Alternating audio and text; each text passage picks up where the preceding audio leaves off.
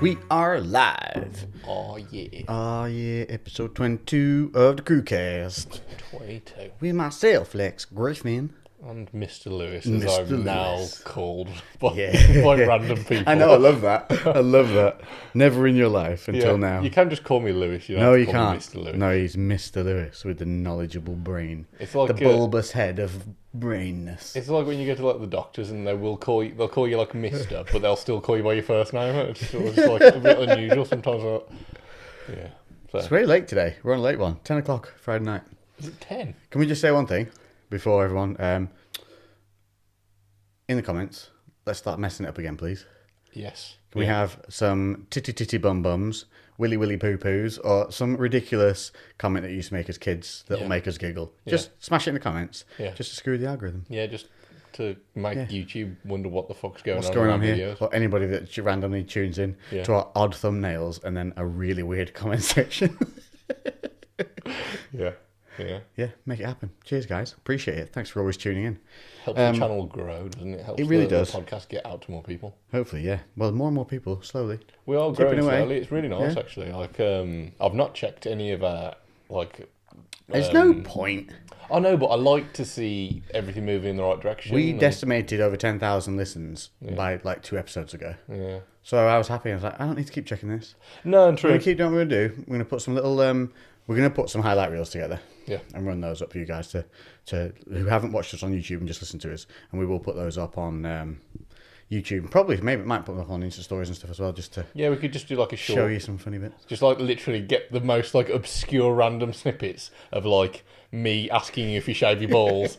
And then like... I forget what we talk about. Yeah, like just literally like random... just all... It just could be like all the questions you wanted just to know. really weird shit. Yeah, yeah. Just Somebody talking said I about- cut you off too much in one of the comments. Oh, really? Yeah, I do. I don't know. I cut you off all the time. Yeah. Yeah, but I always make sure I remember where I cut you off to get you back on your story. Oh, right. So there's loads of cut off points where I always go, so you were saying, like, it was like 15 minutes previous. Right. To be fair, I don't notice, but I don't know. I think They said you're the patience of a saint for doing it. Oh, for really? putting up with it, yeah. I don't notice it. The thing is, because I talk so much bollocks, I probably need someone to cut me off. But maybe I need to check you, and if we reduce the amount of shit, then we might like I don't Wouldn't be know. half as fun. Yeah. To be Plus, fair. also, what they don't know is that's me holding back, cutting you off. Because you say so many interesting things. Yeah. And my brain, when people say interesting stuff, my brain wants to go, say this now! Yeah. And I really, one of my things that I try and improve on myself. You need a whiteboard. Write it on a whiteboard and then just go. Yeah, look, hold it up, or just like put your hand up. Yeah. I've got a question. Well, I would, but I can't because my left shoulder's jacked Uh-oh. as for hell. Mate, watch this. I'll tell you when it hurts. Now. Yeah. Like agonising, like tap out pain. Yeah, like that's. And that's from being absolutely mobile to that in 48 hours. If you weren't watching on YouTube, that's I can't basically lift it like above shoulder height. that's like your nan passing you a cup of tea. Yeah, That's like you would fail at that. yeah. I couldn't pass your nan a cup of tea. No. But my right hand, nothing, not a dot. The whole rest of me, fine, just this one shoulder. I think it's the tendinitis. It's like nothing. Oh, that twinged me. Here, have a complete and utter meltdown. Yeah. So I've just taken 800 milligrams of ibuprofen. Also, it's called freaking ibuprofen, not ibuprofen. Yeah, ibuprofen. Ibuprofen is how it's Yeah, spelled if you do like ibuprofen. phonetically do it. Ibuprofen. Ibuprofen. Ibuprofen. Right. I call it ibuprofen. Yeah. I don't call it ibuprofen. Because it's got a P in it. Yeah. Well, you seem to be very annoyed by that. Yeah, it really ticked me off because somebody said it to me and they were like, "Do you mean ibuprofen?" I was like, "Do I?" Because you know, Made you doubt yourself. made me doubt myself severely. I was like, "I've been saying it wrong all these years." Yeah. I've been going into stores and being like, "Not about the bopper." Can I get the Headache. And no, I'm fucking right when I looked at the packet. I'm goddamn right. Yeah. But I worried because I got a funny story. The reason I'm so bad with it is because I was so hung up on it. Yeah. For years, and I blame my mum for this. Oh God, here we go. Mum, if you're listening, I know you're not, so I can say it anyway. I called my forehead my forest Your forest. until I was 13 years old. Oh God, that's so cringy. My forest, because how many times in your life do you say forehead? Yeah. Or forehead, depending on how you want to say it. Forehead. Yeah. So I rarely said it. And when I did say it, it's because I banged it. Yeah. So when I went to my mum, when I was about a wee boy of less height than I can raise my arm to, that height, I went to him and I'd misheard it and assumed it was called your forest. And I remember distinctly as a kid thinking, it's probably because that's where the roots of your hair grow from, like a forest. Logic. Logic. And I went and told her, Mom, I banged my forest. And she thought it was so adorable that until I was gone 12 years old, she did not correct me. Yeah. So at 12... It wasn't 12. It was when he qualified as a PT and did anatomy and physiology, and he was like, no, It was like, you know, that moment in fucking, what is it, Waterboy, where he's there and he's just like, alligators are ornery. And you're just there going, no, it's your forest.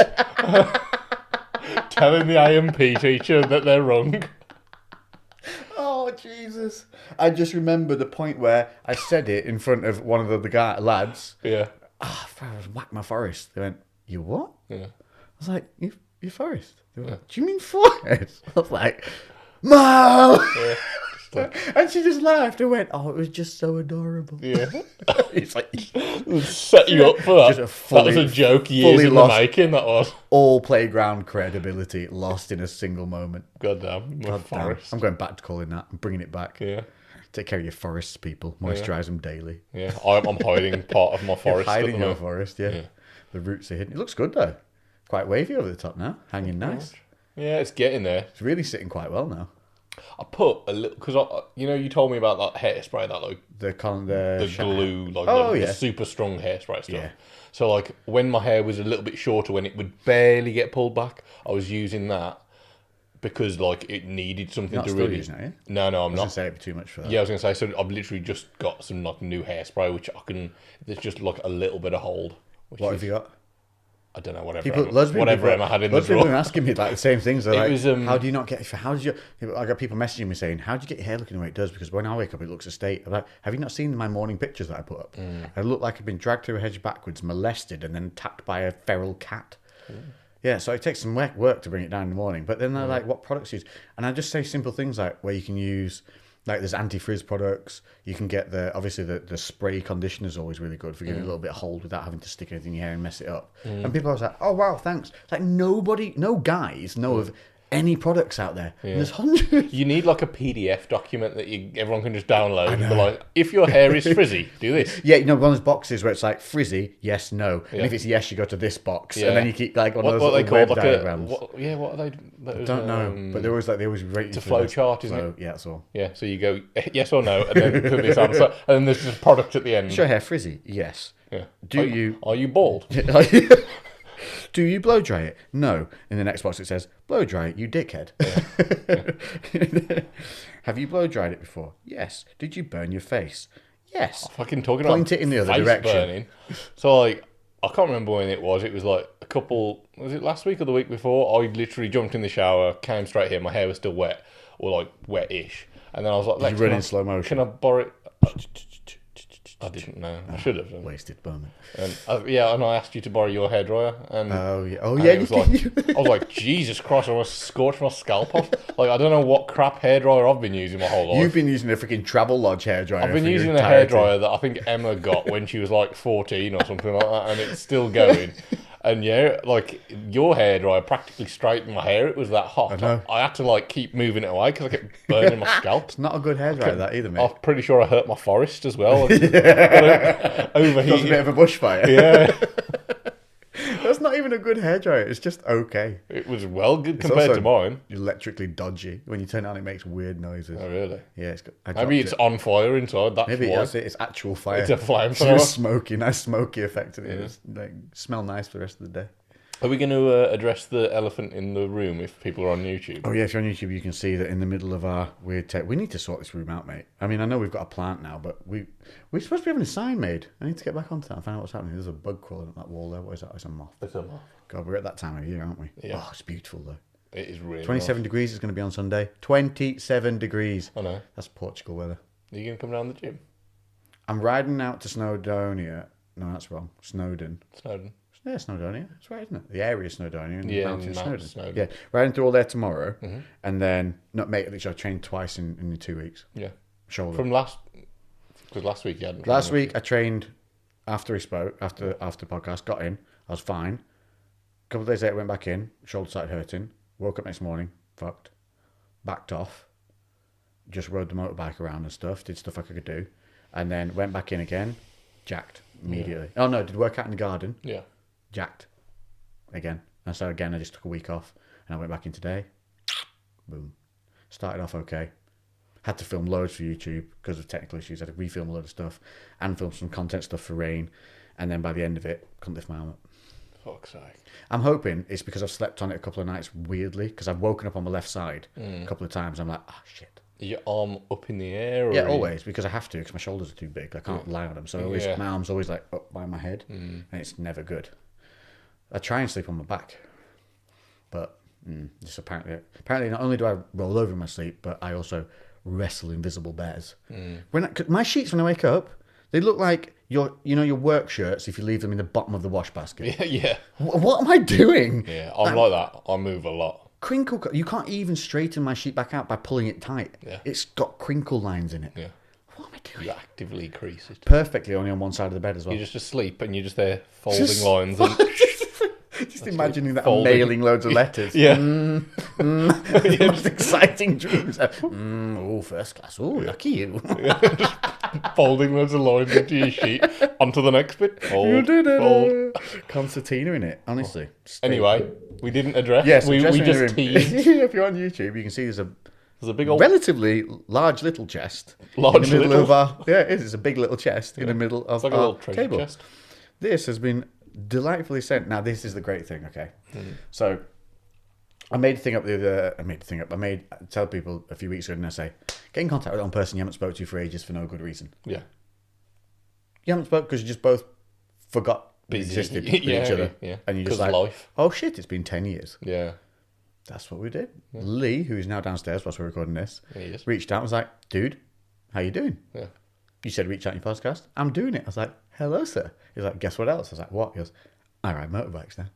I was like, get over. Let's go riding, which is why I'm into Snowdonia tomorrow. What he also did, because he's a sneaky little bugger, is sent us, before we even got here, this wonderful little gift for the podcast. Because 10 years, it helped us reach out, back out together. We're back together, and he was just cool. Yeah. He was like, awesome, going to help. So, do you want to open it up? This is single-handedly the coolest thing. If you can't see it, it is legitimately a dark brown wooden chest, and it's actual wood. Yeah. With a little lock mechanism on the front. It's got loads of little details, and inside, and this is how it was delivered, is straw. Would you got straw paper? Oh yeah. Like straw. It's cool. You open it up, and it's like all rusty. You look inside, and inside is a bottle of Pirates Grog. Pirates Grog. Sorry, I don't know why I said that. Ruined it. Rewind. You didn't hear all that. I'm Men in Blacking you all. Right, ready? And inside it is a bottle of Pirates Grog. But not only Pirates Grog, they do a few. This is the 13-year aged bottle of rum. It is a beautiful looking thing, and I put it up on my Instagram. You will have seen it. If you've been on Insta stories, this is the rum we're trying today. And the fact that 13 years aged. Like, I had a look on their website, because there's loads of different ones, and you don't have to get it in this is like their special packaging if you wanted to give it as a gift, but goddamn, it is a sick gift. Honestly. It's so cool. If you know anybody that likes rum and they got a birthday coming up, Pirates Grog. I did it again. Pirates Grog. And look it up. Even just go on and Google it and look up the chest that you can have it sent in. It's sick. That is going in my living room. It's dope. Yeah. It's a proper little, like, I have stuff around my house that I've bought from places. Yeah, and they're not cheap. No, I would pay like 20 odd quid for that. Yeah. On its own. Yeah. That's nice. It's a sick little thing. And then inside we've got their best rum. Yeah. So let me read you on about what it says. Pirates Grog, in brackets, not Krog, Lex, you moron. Number 13. It's odd that they've done that, but it's very specific. Very specific. Number 13 is an exquisite blend of single cask, 13-year-old Central American rum with a splash of the original Pirates Grog recipe. It's rich, full-bodied, and incredibly smooth, with flavours of chocolate and butterscotch. And then it literally says, enjoy neat. Yeah. Chocolate and butterscotch, two of my favourite things. I fucking love butterscotch. Love it. I am. Love it. It's making me hungry. I was already hungry, but We're genuinely excited to try this one. yeah, I'm buzzing for this genuinely one. excited to try this. It's just the brand. Like, On the front, it's cool branding as well. is so cool. Yeah, it's like a textured black and gold label. Yeah, it is, isn't it? Like a bluey black, and then that could just be my colour blindness. And then it's got like Discover Your Fortune, Pirates Grog, number 13, Pirate Ship with skulls on the left. The bottle's not even translucent, is it? No, It's the bottle's solid actually black. look underneath. It's a pot. It's a pot bottle. Yeah, like so it is like ceramic. Painted black. So ceramic bottle, yeah, painted black, and then it's That's properly real. corked by the looks of it as well. That's like really nice. That's probably the best one, I think. In He terms of also, branding. Lee also said when he ordered it, you can actually order them with a scroll that's wax sealed as well that you can put a little message in, which is very cool. Yeah. But yeah, so This, shall we? this is gonna have a good pop. Let's go. That's it. Nice. Here we go. Ooh, That bottle's class. the bottle's thick as well. Look how thick that rim is. That's a proper message in a bottle, Yeah. isn't it? Yeah. Well, you can see that the ceramic on the inside of that as well, can't Oh you? yeah, you can. That's literally so. That's just had like a black coating around that Yeah, ceramic. that's it. That's a like some of them. They're very generic bottles, aren't they? Whereas that's definitely unique. That smells delicious. Come on, stop fucking hugging it, even Oh here. mate, honestly, smell that. You can't even smell the alcohol in it. It's that smooth. And it's 40% as well. So cheers, Lee, who's downstairs, who we said thanks to personally, but cheers again when you listen to this podcast. man. So we're going to go riding through Snowdonia tomorrow. So we're going to try this, me and you now, and then we're going to go downstairs and finish it as a boyo group around the fire. Yeah, man. Oh, this is gonna be good. I know. I'm excited for that. And you don't have to drive anywhere. I don't have to drive anywhere. Yep. So we're not going to get Chinese. There's nothing. Nope. Because I got food in because I'm an adult. You are an adult. Talking of, go for it. Oh, it's a bugger. The perfect one. Ooh, that is a nice golden colour. Look at that. Ooh, that's beautiful. There you go, sir. Making my mouth water. I'm going to wait for you. Wow, that smells so smooth. This is going to be funny because we haven't actually tried a genuinely aged Are we about to rum or whiskey yet, have we? Yeah, we'll be fine, mate. You're going to put more in it later anyway. Very true. We haven't tried the fully. We've had ones that are selectively aged, as in like they're made from an aged recipe and kind of mixed in and about. But this is literally sat. This is their top end bottle. Well, cheers, buddy boy. Clink. Here we go.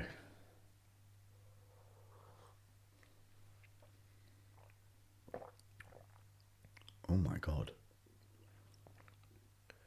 That is delicious. Oh, the aftertaste. The heat off the back end of it is, all the way through to the front of my tongue, with the little spices tickling all the way down, and immediately when you put it in, no heat, and a lovely smooth, chocolatey, caramelly sweetness. Oh. That is lovely. Wow. And that's a spiced rum, no? I don't know. Is it? I don't know if it is, you know. There's not. It does have. I was going to say, because it's not overwhelmingly spicy, but it's got a real good heat to it. Yeah. But like, when we say heat, I don't mean like it's burning your throat. no, No throat burn. I mean, it literally warms the entire side of your mouth, and it's warming my chest in a really nice way, though. It's the aftertaste where you get all that sweetness and the. The aftertaste, there's so many flavours still going on in my mouth now. That is more of a very. That's like a traditional rum, but a very nice traditional rum. Like some of the ones that we have that are a bit more obscure, they're like the flavours and the tones are like they're heavy, which is also really nice. But this is like when you think of a rum, this tastes like what you think of a rum would taste, but it's just got a lot more depth. So I started with rums on Kraken, and they're quite sweet. Yeah. One more. I'll go in the second one because it always gets a little bit easier on the second. Man, I took a big first sip.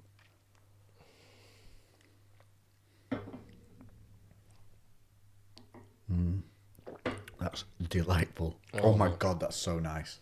I held that in my mouth then the entire time. It's still not burning. Zero. Oh, it's so smooth. It almost coats the inside of your mouth. Yeah. That is amazing. That is delicious. I love that bottle as well. I think that's my favourite bottle. Oh, that is nice. I don't think it's my favourite rum, but it's definitely Really? up there. What's It's not your my favourite rum, favourite. I think like probably Bumbu's still up there. That doesn't count. That's like sweeties. Bumbu is That's like saying I don't like digestives. What about chocolate digestives? Yeah, I love them. You like chocolate, is what you like. Well, I'm taking out the banana flavored hey, nonsense. it's not like a liqueur. As in a it's still- straight, pure. Okay, but then surely if you're That's talking gotta about be your if you're favourite. talking about a spice rum, then that's going to eliminate the spice rums as well. No, because then- isn't this? It's a dark rum, isn't it? Yeah. And spiced. I think you can count those as originals. well, we'll get our fucking spreadsheet out and we'll. What would you say, audience? Do you agree? Anyway, what we can say is If it says it's a rum, it's a rum. Pirates Grog. Nice, Delicious. that's very nice. My favourite, hands down. Oh, really? Outdoes Kraken. Oh, yeah, definitely. I think this is in terms of just a rum. Mm-hmm. It's gorgeous. I think it might be my favourite drink of all. Better than water. Fuck water. Water doesn't heat you from the I'm chest I'm up. replacing all of my water intake with Pirates What Grog. possibly could go wrong?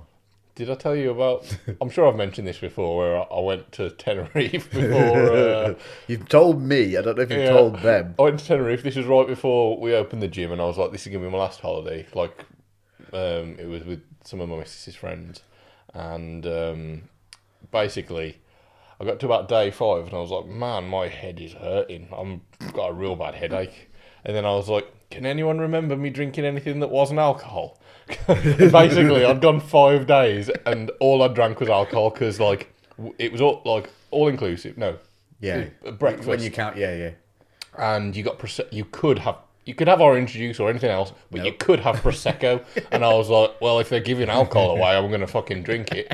And then you go out, whatever you're doing, immediately you've got restaurants, and it was like €1 for 2 pints. Yeah. So first drink upon leaving was always at 2 pints, and then I would end up at the beach or whatever else, and then there'd just be like don't know a how you do that. How series, do a you- series of mojitos Here, throughout and the go day. to the beach. Yeah. Yeah, I didn't do anything. I just Play frisbee on the beach, or do anything on the beach. yeah, a little bit. Like to be Can't fair, just lie on beaches. I get so bored. yeah. So I'm an activity person. So it was Emma's friend Ashley and her partner Luke, and Luke is like a lie down chill person. No. But Emma was a lie down chill person, but Ashley was active. So me and her friend Ashley, we like went and played frisbee and shit like that. Everyone else like participated as well, but like I can't sit down for too long. But also I'm not like running around doing crazy activities. I'll just go and like swim in the sea. Yeah. And just But do just be stuff. up and doing stuff. Yeah, Like, rather- I can sit down for like turning into a half puddle. an hour or something like that, and I'm just like I get itchy almost Yeah. like being sat there. You just sat in your own stew, Yeah, sweating away. Yeah. You kind of you're 80% kind of a mixture between sun cream and water by about 30 minutes in. It's like, this isn't right. When you move, you don't get that ming, that sweat on you because you're moving, the air's flowing over you. exactly. And also dipping in the sea just keeps that temperature, like keeps your body temperature like reasonable, because I feel like I overheat so much. But anyway, Yeah. I drank alcohol for like 5 days straight and had a Then headache. wondered why you had a Funnily massive enough. hangover. So that means, Lex, you've got like a good 4 So I've got days. 5 now? days until I Well, regret my I decision. reckon, yeah, the day 5. So maybe if you make it to the end of day 4 and then you're just like, I'll have a pint of water, might cure all of the Send you issues. Might Maybe cure it's- by that time, my shoulder will be so loosey goosey. yeah, I'll be like Jello. yeah. Everything will Maybe be that's the problem. not Too enough much alcohol. water in my diet. Yeah. Not enough rum. Yeah. I have had a lack of rum recently and a lack of whiskey. Well, there we go. Maybe that's it. Well, there's only one way to find out. Trial begins. Yeah. Also, thinking of doing a proper diet. No, you know you're doing it. Yeah. Well, I saw you put on your story about actually like documenting it, like doing old a full school. old school YouTube style. Get I- back to the original shit. Yeah. I 100%. Like as soon as you saw that, I was like, yes, I would watch that. You would? Like 100%, I would. So we're in June now, aren't we? Coming like, what are we midway through? Where are we through? What's the date? Are we at like 11th or 12th or 12th, something? maybe? I have no clue, mate. So I'm thinking 1st of July, Yeah. go. Yeah. Because I need to heal this goddamn shoulder. Yeah. So I need to eat to let that heal. Mm-hmm. And I think what I'm going to do is just ram some peptides into it. I'm sick of it. Yeah. BPC 157. Go get that. Yeah. Put into it. Boom. Try and get that speed healing going. Sounds like a then- plan. So is it going to be like vlog style? Here's the thing. Yeah, I'm going to record tons. Yeah. I'm going to get back into using the little Canon. Get Yeah. those vlog things going, then have obviously a videographer with me on the bigger training sessions that we'll put in out once a week. They're a bit more edited, but the rest of it will just be Raw. this is how I feel, this is how I'm looking, this is my weight in the morning, this is how I feel, Yeah. and da da da. Mate, I missed that. When you said it, I was like, no one does that anymore. And I was No, like, that's what I thought. And people are missing the old school YouTube, aren't they? They're missing did it. like Guzman still do his summer shredding? Just come back for it. Yeah. After having like 4 months away. Right. Yeah. Yeah. 'Cause And I watched them, and I was like, oh, this is good. I used to watch them, and like there was like they used to be the bread and butter of YouTube Yeah, fitness, wasn't it? yeah. Like people just documenting them getting leaner. Have you seen Brandon Harding's recent one coming up to the stage shows? No.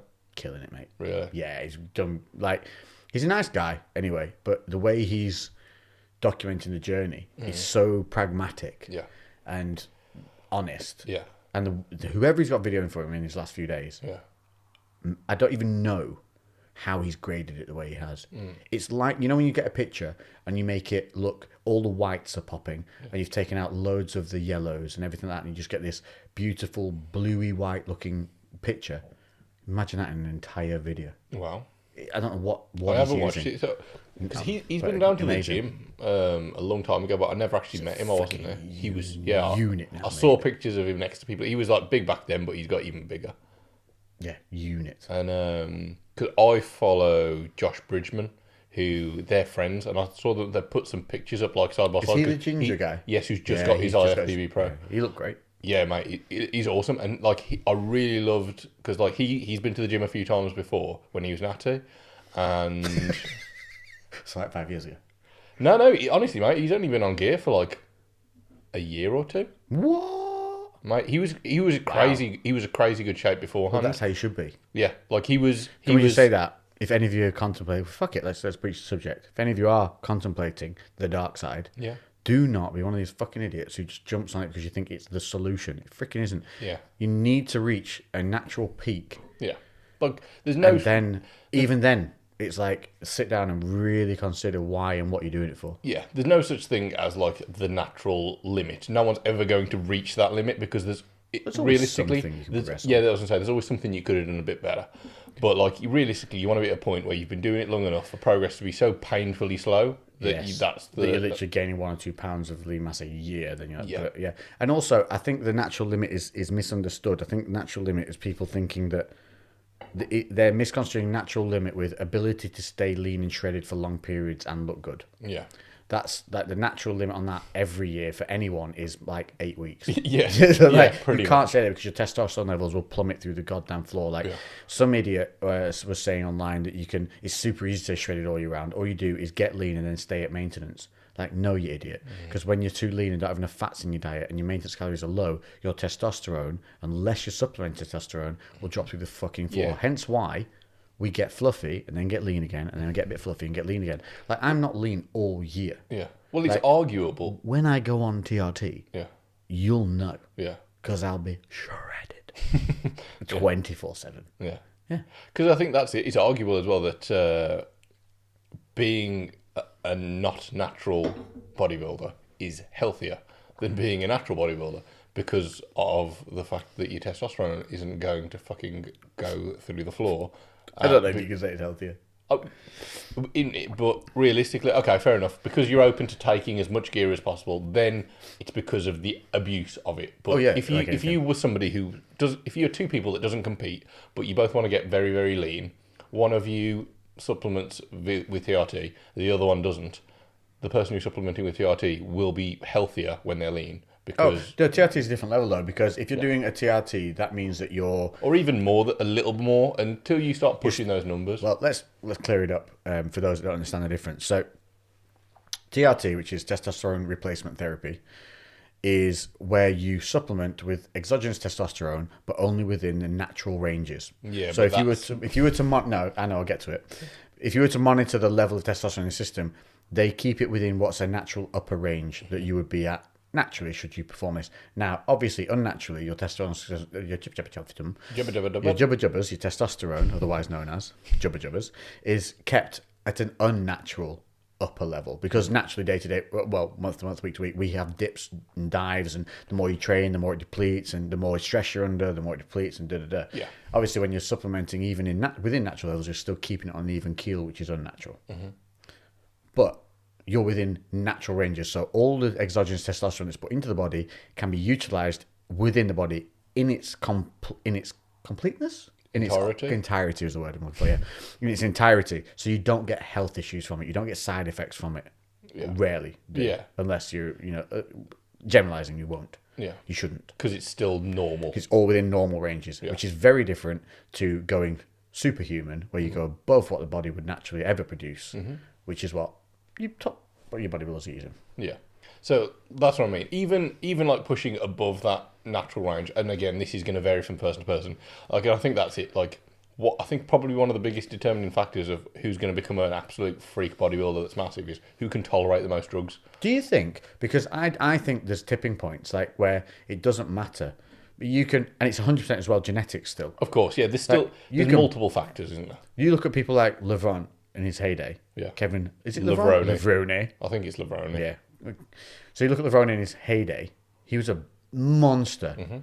He publicized what he used. Yeah. And it wasn't a quarter, if not even less, than what some 220-pound guys are using these days. I think it's probably the same as most things. There's diminished returns, isn't there? Like in the system can everything. only deal with so much. Yeah, it's literally the same as everything, isn't it? The majority of the results will come from the initial amount, and then. Well, the majority of your results still comes from your training, your diet, and your consistency, and your sleep, and your rest, and all that matters. And genetics. And like that's still. And the gender, People really do don't get me wrong, no matter how shit your genetics are, you can still look decent. You can still look good. And that, like, it's There's no detect. Yeah, it's going to make you look better. Yeah, of course. But I know guys who took gear for years. And I'm talking non-stop. Yeah. And never looked anything above average. Yeah, and that's it as well, because I'm sure that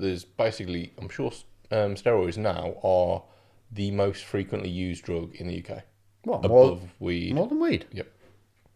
I'm sure I've seen that. More than, like, ecstasy and party pills? Yep. More than coke? Yep. It was the number one. I'll have to double check it, but I'm sure I saw something and it said that it is the most commonly used drug in the UK. And the argument was that there's so many random bros in the gym that are using it that won't ever admit to using it, and you wouldn't even call them out on it because you wouldn't assume that they are, because they don't look good. Don't look at it, yeah. Interweb. Yeah. That's why.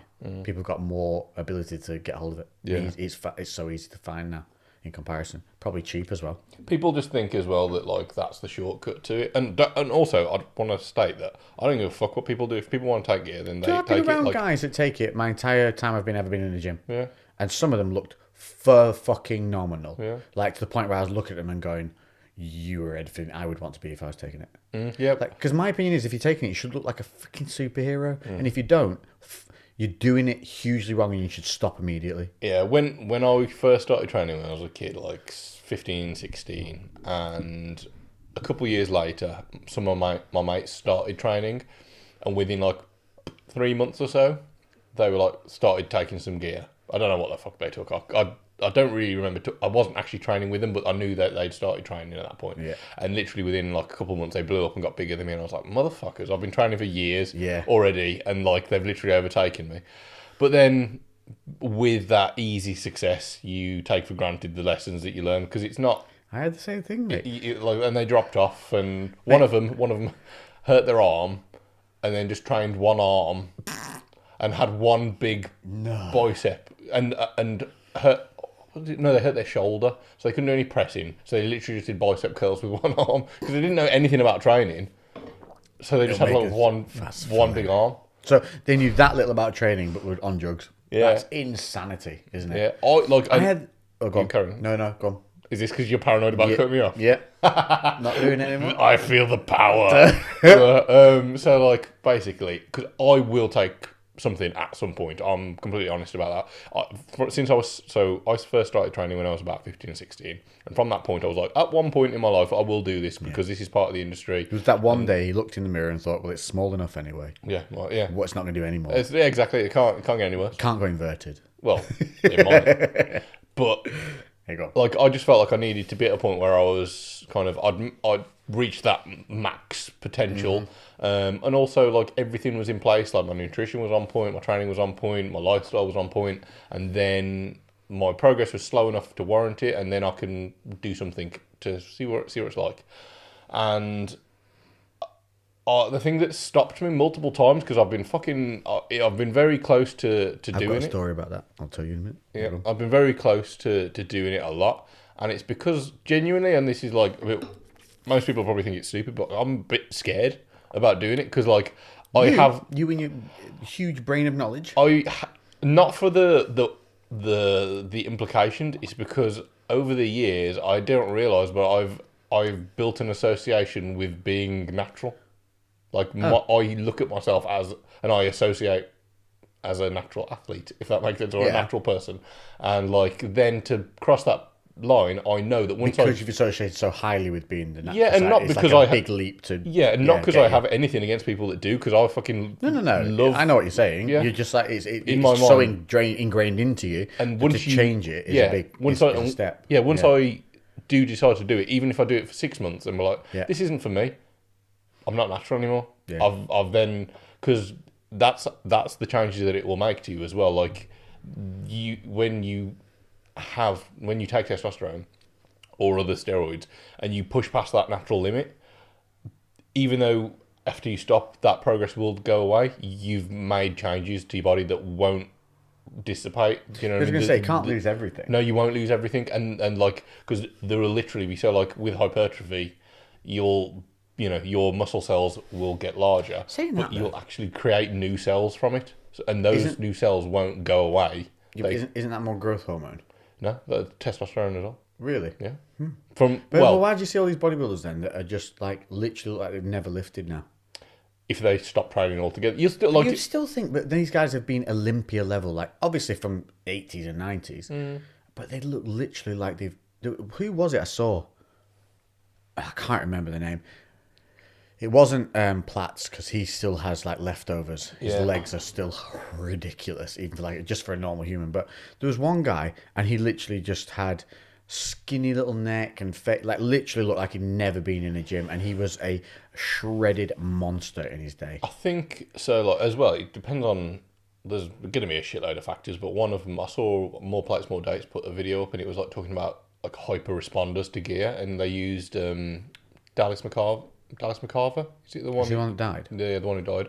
And there was pictures of him, natural, competing, and like this isn't meant to be mean, but was like he massive before? No, not at all. Wasn't. He didn't look good. Like I'll show you the pictures. Like compared to where he was at, you were like, no, not a prayer. Well, you look at people like you'd think, oh, he's taking gear and he's wasting his time. Yeah. And then he turned into a fucking mutant.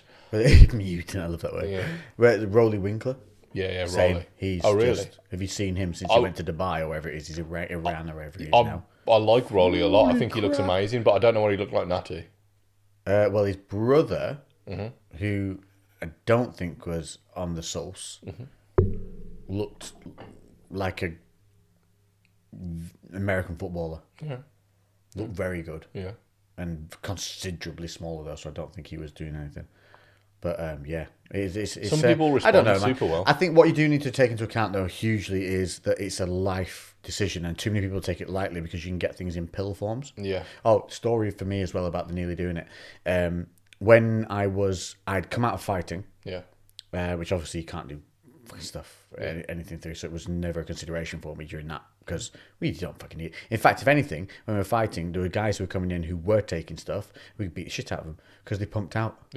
They pumped out, and obviously they weren't taking. There are some things that you can take which are performance enhancing, which would benefit fighting, but we weren't at that level where we were even thinking of stuff like that. But the guys that were coming in who were lifting weights and taking gear, they come in just big jacked, being excessively over muscled. Tee off on it was fun. Yeah, it was fun because you knew they were bollocks. After 30 minutes, you do what you wanted. So anyway, when I came out of fighting and I went in to do more of the fitness work, I was like, I needed such a goal. I needed something because the fighting had gone from 2 days training, 2 days a day, 2 days a day, 2 times a day. 2 days in one day. I was so committed. I took my time for my future, put it in the normal now, and then used that.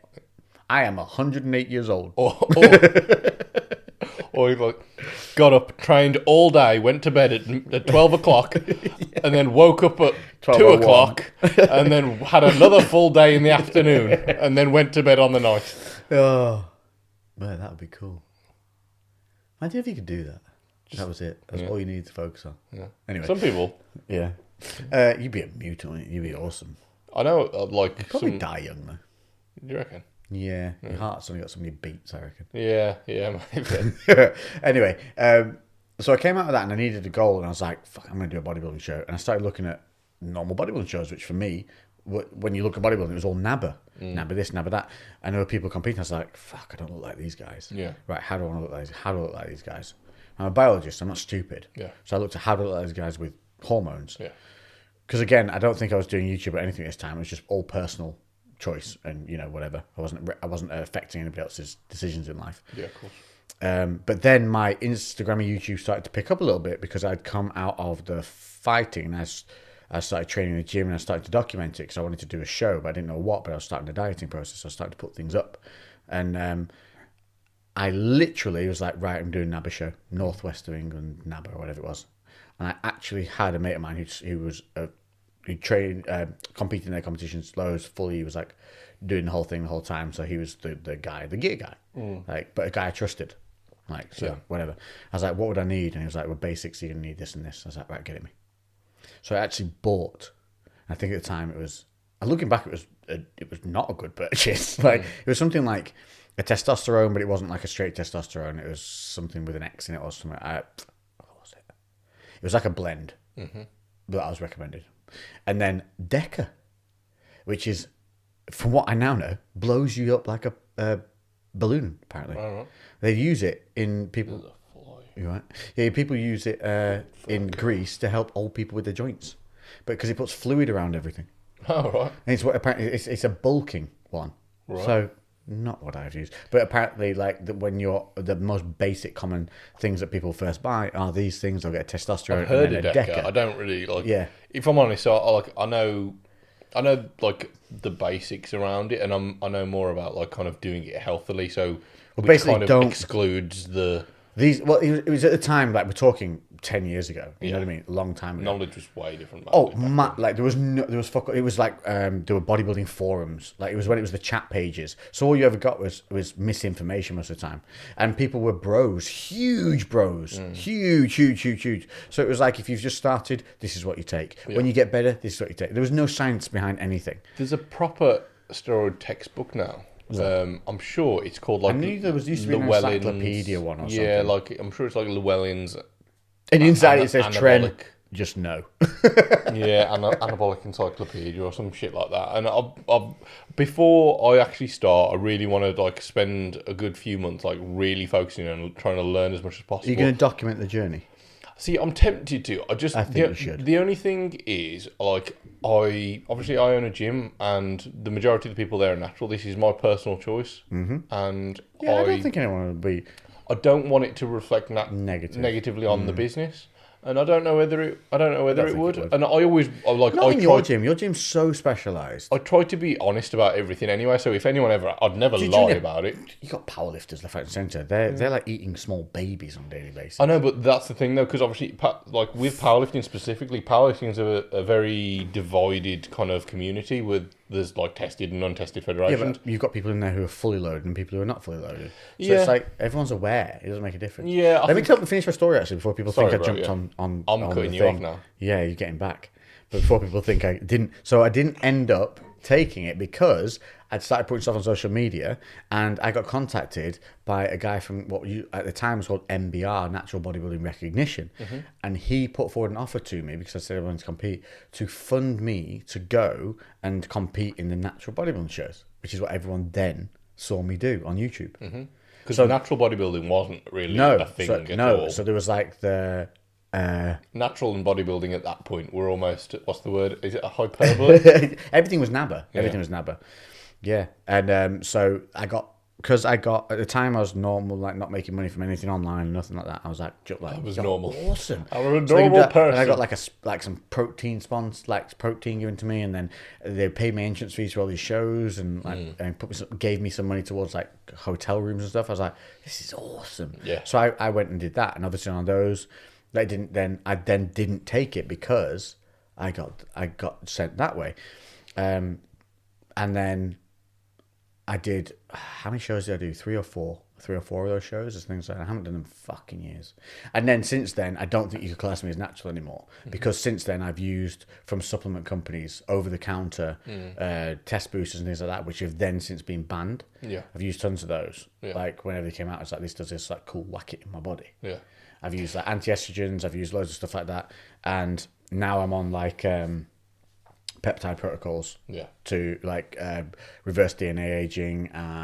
I'll use BPC on my shoulder, which technically I can do actually. Yeah. That doesn't, I don't think, make you, because it's not banned in any federation yet or anything like that. Even if you're IOC tested, you can still use BPC. Can't use TB 500, which is a similar effect. But You're just saying fucking KFC, BBC. Yeah. Honestly, the peptide side is the way to go before you even consider any kind of steroidal thing, because it's all it does is signal natural reactions within the system to make So your it's like body a precursor to actually get your body to it do signals your body to do something at a higher rate than it would do normally, but it's only creating what your body would naturally do anyway. So it's a great way to look forward to do things. But I have taken stuff in the past like Nolvadex XT, which is now banned in that because it was like a SARM or something like that, Right. and things like that. So The thing is, I've used things on like all stuff like that along the way, and some of them really I did do some work, and other things were just kind of like made me feel like shit. And I I stopped used them. to fucking go to GNC and buy any of the bollocks that they had in there. Yeah. And there's I think it would be very hard now unless you've never taken supplements to claim lifetime. Well, natural. I It's swear. just not a thing. Can I say it's a big company? Can I- Yeah. It- What for what? There's something that I swear must have had something in. 'Cause- I can tell you one thing that did have something in. What? It was called Jungle Warfare, yeah, which we all took. I don't know. I'm not. Jungle Warfare came out, and it was awesome. It was a testosterone booster, natty testosterone booster, and we all took it and all made gains. I'm like, this is sick. And then about a year later, it came out that it basically had an Anavar. What do you call them when they clone something? So it wasn't Anavar. Yeah, that was but in it it, was but it was like They basically you know when they adjust the molecule when you have slightly, so it's you know not how- the same. Yeah, no, not even that. You know how Jacked 3D had an amphetamine derivative in Yeah, it? it was basically That's effectively what this one. It basically had a pro-hormone in it, which is a derivative of Anavar. Right. So, of course, we all made gains. Yeah. Like, dude. And so then when they reformulated after the contamination, in inverted commas, we all took it and we're like, accidentally. this isn't the same. Someone was walking around with a packet of Anavar. It's tablets, isn't it, Anavar? Yeah. And Anavar? is it tablets? Or Yeah, is I it think so. I don't know. I think everything comes in both ways, doesn't Oh, it? I have no fucking clue. Okay, so, and I accidentally spilt. was It fell out my basically- pocket, and They were basically, that was what they said, that the vats that they had their product made in wherever it was, China, was contaminated with this other stuff. Nonsense. You Okay, knew so what you this were. company- Loads of people have done it. They spiked their product for the first year. this until they company is get caught. a big company, and there's people you know that are sponsored by this company. Shall I just not say it? People I know. Yeah. No, who cares? Say it. I might be completely wrong, but I swear. So Well, say so- this is a hearsay thing. yeah, it is. I don't know it, but like Muscle Fuel Anabolic by USN. Like I love early that days. stuff. When I first so I'd taken all kinds of fucking I've That been was the trying one that was a protein, carb, and creatine blend. yes Yes. That was good stuff. and they came in like big ass tubs. Yeah, 2.5 kilo tubs. And good stuff. yeah, so like when that first came out, and I tried loads of other supplements, and I'd Yeah. taken creatine and whatever else. I started taking that. I know there was a noticeable difference, a very noticeable difference, too noticeable of a Really? difference in my, and it may have just been See, I used that for a long time, Chucking and it- I didn't see any major difference. I used that for a good couple of years, and then after a while, I didn't notice anything. Like But what we gave you, was something said about it? no, nothing was said. Nah, I was it's- just for me, it was just a very acute that you've got a fly on your shoulder. There's a fly bird on my shoulder. It's gone now. And, yeah, there was. So it's purely hearsay. There's no like no. Yeah, nothing no, I came don't out think about that's. it. No, I think you were just. It might be something else because I used that for a long time. Because I was training for Didn't get any for a couple of years beforehand, and I'd been using supplements beforehand that were very similar. Like USA Cyclone was. No, I've been to USA headquarters, and they're very, very stringent. I think they're but very high quality as well. This was like From what I realized. this was from what I 10 know. years ago, maybe. Yeah, maybe. I mean, I don't there know. was a lot of people who switched to different manufacturers in China, and China kept spiking everything because they wanted them to come back and keep buying it, because obviously people would keep buying the product. Yeah. And there was a lot of spiking going on. I think some known and some unknown. Yeah.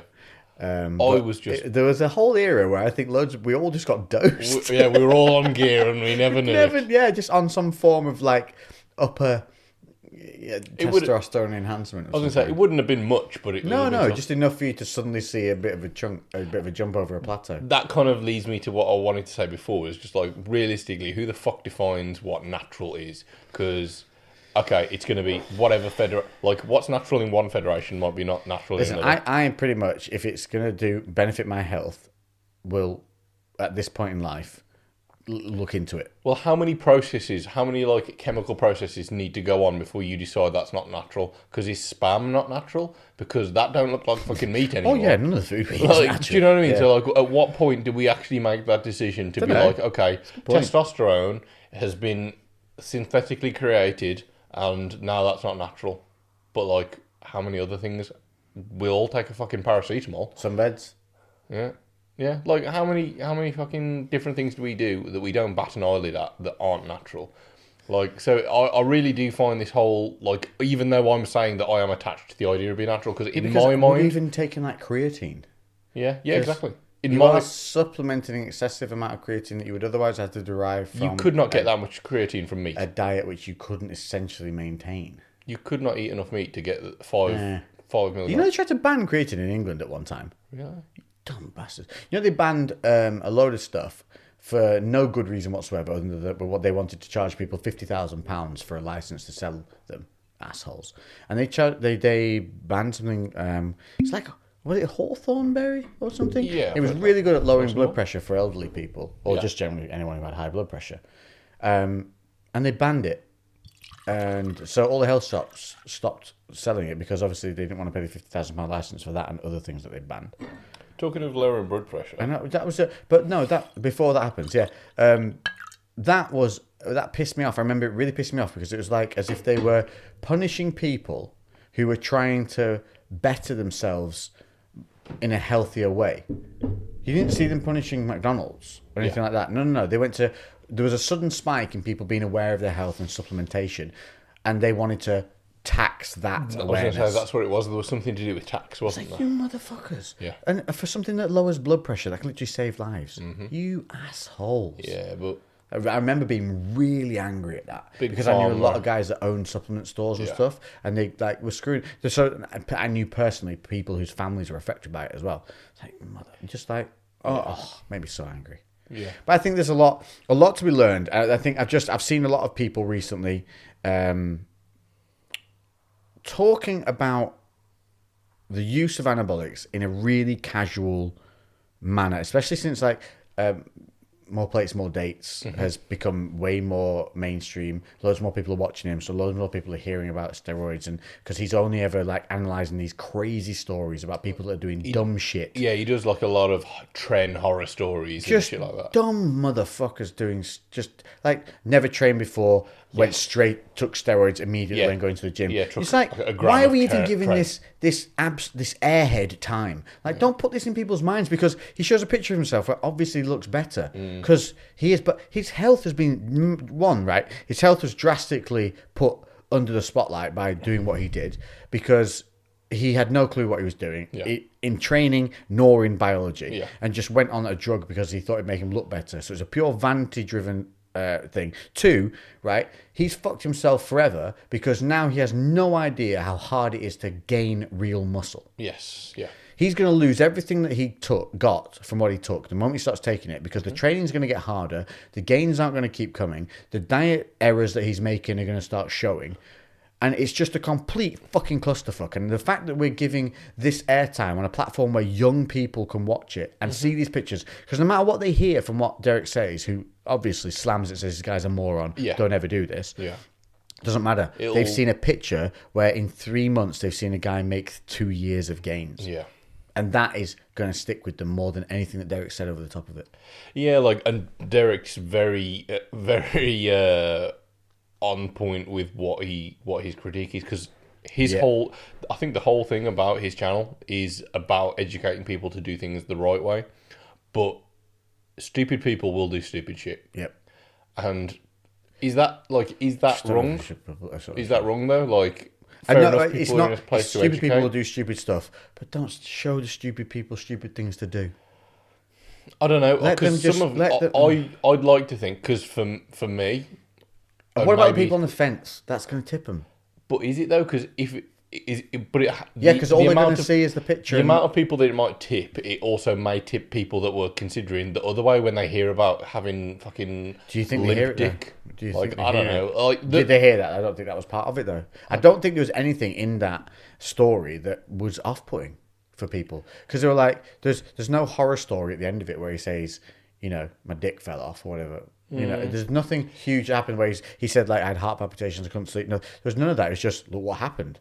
Yeah, maybe. I don't know. Like, I think that. Can I tell you one thing before we do? If you are a young guy listening to this and you are under the age of, cut you off, this is an important one because I have to say it what I remember. No, definitely. If you are under the age of 21, don't consider it. You will fuck your endocrine system up massively. Like, you're going to stunt your body's natural growth performance for life. Do not fucking do it. I know that your mates have found a little pill that does a wonderful thing, that you think it does a wonderful thing. You can achieve it with some time, consistency, diet, and proper training. Let your mate take it. Watch. In 6 months, motherfucker won't be in the gym. He won't look the same. He will fall off. And in 12 months' time, you will look better than him with consistency and diet. I would say late 20s at the absolute earliest before you should even consider it. Like, unless you have aspirations of being an IFBB pro and you're showing very good genetic signs of being potentially like there. If that's the decision that you want to make, then go for it. And if you're looking at even doing that, look in that damn mirror. Go and ask somebody who knows and ask them, because you've got to be fucking real with it. Yeah. Because there is a huge difference between thinking you're good enough and actually being good enough. Do you think huge. like if I documented me doing it, whether that people would actually care? Yeah. Do you reckon? Yeah. Because I always would, like, always want, since I was like 16, I've wanted to do YouTube. Here's why. You are methodical. You're intelligent. So you can explain what's happening and why. You keep doing that, but like if there was a phone a friend on who wants to be a millionaire, between you and my mate Mark. Definitely go with Mark, mate. Mark is way more intelligent than me.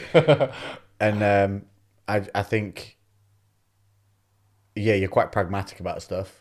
So, like, that's what I liked about the Brandon Harding thing is he's quite pragmatic. He's like having to pin myself every day whilst dieting and feeling mentally vulnerable sucks. It's not nice to do. Yeah. Not a nice thing to do. But this is a path I've chosen to achieve a very extreme goal. Yeah. So he's very much like that. He's not like, dieting's tough, but, you know, I'm looking fantastic and He's like, no.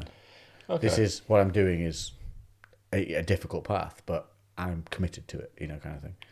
Oh, well, I'd be willing to do it. I need to discuss with everyone to see. I want to get a few more opinions in terms of if it would be a negative. I think if it would reflect negatively on the You've business. talked about this for years. Yeah, like so. If anyone's got their opinions, whether like me as a gym owner, a natural person who's been training for a long time, would you frown upon it? Yeah, would you think that? Would you think less of me and my business? Bear in mind that Lewis wouldn't be a purple-headed, heavy-breathing, grumpy lump sat behind a I was counter. gonna say, if you haven't seen me, that's me anyway. He would be still, you know, an articulate, well-spoken, hard-training, very dedicated human being. Do my best anyway. Yeah. But and I also I always You're think going to leave me in the fucking dust if you do, though.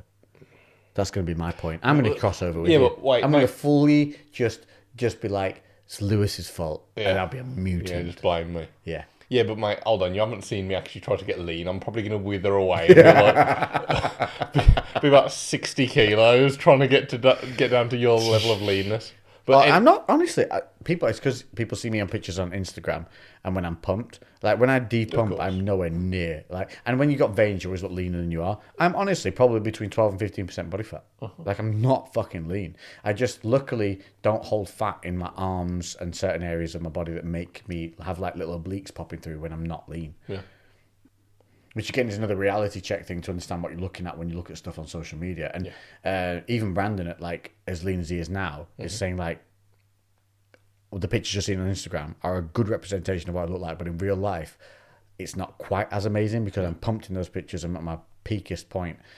There's a bit of lighting and I'm obviously taking a picture under the best lighting and whatever it is. So I'm just saying, like, sometimes when like literally the other day, 2 days ago, because I hadn't trained for over a week again, I was mentally broken. I was just pissed off, unhappy. YouTube's algorithm is just fucking everyone again at the moment. I've had this happen before a few times, and you've got to fight through it. But every time it's super fucking depressing. Less than 1% of my subscribers are seeing when I post a video. Does that not makes zero sense? Like, what the fuck? Support your creators, you assholes. Is that just pay me money, please? I put up a thing on Insta. Yes, pretty much. I've had a load of videos go viral, and they basically slammed my new videos to try and make me pay to have them promoted. So let's just fuck the creators and their creativity, unless they're doing something for us, pretty much. Yeah. It's just so annoying. Like, where's the gratitude for the fact that some of us have been on your platform for like 8 years, creating the platform, helping create what you have? Yeah. That's shit. That's really shit. Yes, it's so disheartening and gut wrenching for the amount of effort you put into stuff. But fuck it, you know what I mean? I get through it. I always do. Yeah. I find my avenues, I get back, and I've already like created a plan, smashing out, because I haven't been consistent, so that's my fault. A lot of people haven't been though, especially COVID. I was going to say this last year. I had so many plans, so much stuff. COVID fucked all of it. Like, I was supposed to have done fucking hell. I was supposed to fight in an underground tunnel as Batman. Do you know what I mean? I had some sick shit going on. I had the fight videos were going fucking viral. Everything was going out. Everything was flowing. I was in and out of Ireland doing all the shit. Boom. See you later. None of it. So I'm going to get back to that. Get the massage videos back, fight videos back. And then I think get back to old school fucking gritty training, diet, vlog style stuff. Like I've said it multiple times now, man. People watch you for you. They don't watch you for your edits. Just like as raw as it goes. Like, I mean, but you get the content out. Just get it out. Yeah, put it out. Yeah. Literally like a daily vlog. So you can't fucking edit that well. You have to just chop it together and then put it out. I couldn't commit to a daily vlog. It's too much pressure. What about like? If Casey Neistat can't maintain that shit, I am not. To be fair, okay. You know, Casey Neistat. Why does he look so weird? I thought he had a cleft palate when I first started watching him. I thought he'd had that operation. Yeah. No, it's just the way he is. He's just unfortunately got a very flat nose and a high upper lip. Yeah, he's a very funny looking guy. Cool guy. Yeah, but he makes it cool, doesn't he? Yeah. No, you can't look at him and you just think, weird, but cool guy. Yeah. It's almost like he's a different breed of person. Like, he's the upper. He's a Casey Neistat. Yeah. It's like, I wish I was a Neistat. I'd be able to do so much more with my day if I was a Neistat. I remember watching one video of his, and there was zero content on it, but it was so beautifully done. He was just like, yeah, it's cool. I just appreciate that for the transition. I loved his office. I don't know if he's still there. I haven't watched his stuff for a while. Because he was in New York, wasn't he? Yeah, where is he now? I went past his office. Yeah, I went round where I just wandered walking. And everyone was like, oh, that's where Casey's place is. I was like, really? He's like, yeah, up there. I was like, oh, yeah, that's the window. Didn't Noel do something with Casey? I don't think he did anything with him, but he was obsessed with him for a long time. Yeah, I'm sure something. He appreciated his edits. Right, okay, yeah. Quite a lot. Well, I know there's something. If I do try to like document it, I'm going to need so much help. Like, dude, I'm all in with it. Yeah? I'll probably join in with you. Yeah. At some point. Can you, like, would you be able, like, I've genuinely, so I'll come and video you, like, documentary style. Yeah, okay. That'd be cool. Yeah, I'd be up for that. I'll put it on my channel doing it too. Yeah, as long as people aren't going to, like... Here's what we could do. Yeah. You doing that, and we'll, like, start training more regularly together. Yeah. And we'll just see how much you decimate me. Just watch as, like... So, like, fair enough. Like, you've been training longer than I have, but I would say... I'm significantly weaker. Yeah, but I've never trained for powerlifting. No, you've never trained for strength. I've never trained for strength. I trained for aesthetics. Not built for it. A little bit when I was young, like, but then I trained for enjoyment and aesthetics. Yeah, I just trained because I like progress. Yeah, so, that's what I mean. You're a numbers guy. Yeah, that's. But then also because training's never been my priority. Training is a means to keep me sane when I can't progress through business, or I'm very financially driven. When work doesn't can't move forward anymore, I can switch my focus to training to still give me that satisfaction of making progress in some aspect of my life. Because sometimes things out of my control stop me from preventing. This was even before BCB. In my other job that I had beforehand, I was at a point where they would not promote me because the people that were in charge were basically thought that I was too young, even though I was outperforming everyone else. They thought I was too young to do that. What a narrow-minded way to be, man. That's how you don't progress a business. Yeah. Take advantage of your freaking the wealth of like what do you call it? Wealth of your future right there. Yeah. And the thing was as well, like I was earning less than other people that I was like basically I was outworking them, but also I was directing them in what they needed to do. And because I was too young, that they put me on the back burner for like the best part of 2 years. Why are people so dumb? Well, how can you have somebody who's outperforming everybody and be like, let's not make I wasn't sure he outperforming stays everybody, but I was outperforming your a position. lot of people, like people that had been doing the job longer than I'd been alive. Yeah. And like, but then also like, I'm not saying I'm not fucking anything special, but some of these people were just bad at their job. You are a workhorse though. Yeah, and I think that was a big part of it. You've got to be willing to go for it. I'd hate to fight you. I would have to knock you out to win that fight. If I don't knock you out, you win every time. I'll just keep going. You would not stop. I've never been knocked out, have you? I don't. Well, I fought a lot. Never knocked out. Yeah. Worked on the doors. Yeah. I got smashed from behind once in a non-homosexual way. Not to say if that's your preference that there's anything wrong with it. Smashed from behind. Smashed from behind. Just clarifying. Hold on. We were saying we're going to take clips. We're taking that clip. I got smashed from behind. That's it. Yeah. I got smashed from behind. That's the title of this video. I got smashed from behind. What happened was, so I worked on the doors for many years whilst I was fighting. I used to train during the day, PTing, and then training myself. And then someone said, fancy a bum? Fancy a bum. And I was like, never considered it. Yeah. Have a Smash go. me from behind. Try everything once. Smash from behind. So I was working on the doors in the evening because what I would do was train in the morning, PT during the day, fight training at night, and then go work on the doors from like 8 till 2 in the morning, rinse and repeat. And dude, I was like, I look back at myself then and thought, I wouldn't like to fight that guy. I looked at a passport picture from me back then and I was like, ooh. Yeah. Who's the, wow. Yeah. Look at the neck on that fella. Because I had a wrestler's neck. Yeah. Like, freaking, there's a picture of me with Bisbing where my neck is as wide as my head. Yeah. Did you do neck training specifically? No, just wrestled a lot. Yeah. Cauliflower ears going on, man. I just look at they swelled, but then they went back down, but they are hard. Yeah. Like I can't wear earbuds because of it. Yeah. They fall out my ears because they won't sit because it's too hard. It's a bit, fact. But yeah, my little remnants of my fight era. That and the fact that whenever I look into bright sunlight, I can see about 12 squiggly things across all my eyeballs. Like it's almost not. If I look at the sun for too long and then look back at real world, it's literally like someone scribbled on it. Yeah. I've got so many Squiggles. artifacts floating around my eyes from just impact. Yeah. I blame it on why I lose my keys on and forget people's names all the time. Yeah.